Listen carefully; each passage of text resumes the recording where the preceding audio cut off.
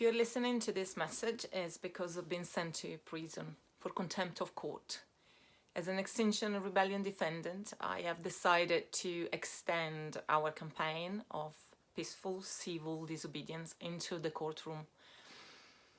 I was arrested in September for protesting against the criminal inaction of our government. The argument of necessity does not seem to impress the judicial system, and yet our actions are essential. At this point, if you're not from Extinction Rebellion, you probably think I've lost my mind.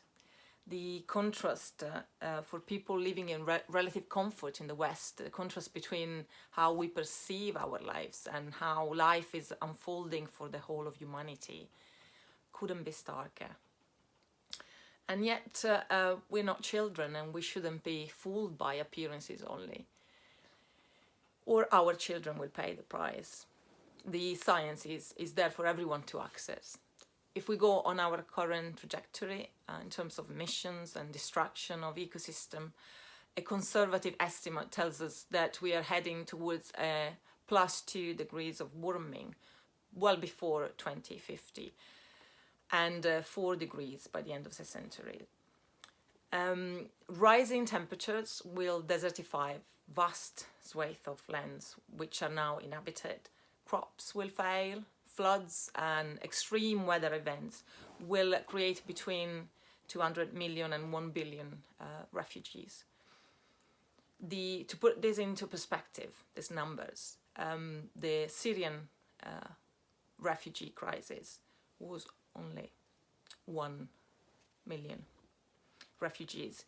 A crisis 200 times larger is looming by 2050. And it's not just the near future. As I speak, 800 million people are affected by the impacts of climate change. And as for a 4-degree rise in the media average temperature, it's not compatible with life. So this is our necessity. And if the court fails to see it, then they are culpable too. They're not upholding the law. The highest law, as Cicero said, is the safety of the people.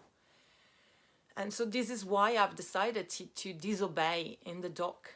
There doesn't seem to be another way to face this challenge.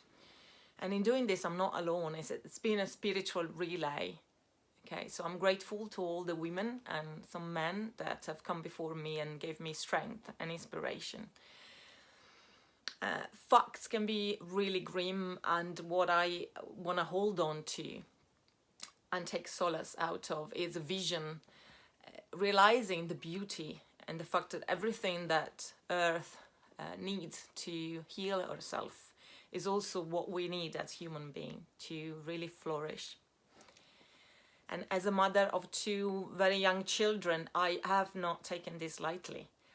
I have spent numerous nights wrestling with doubts, fears, and just worrying about reactions of family, friends, gripped by my heartbeat.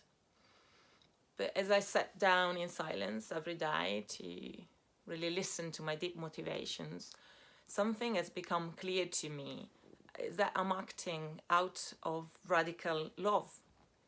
Love for children, and not just my own, and all this intricate web of life of which humans are just a part. There's so much has been lost already, but so much more that we could lose. The time to act is now.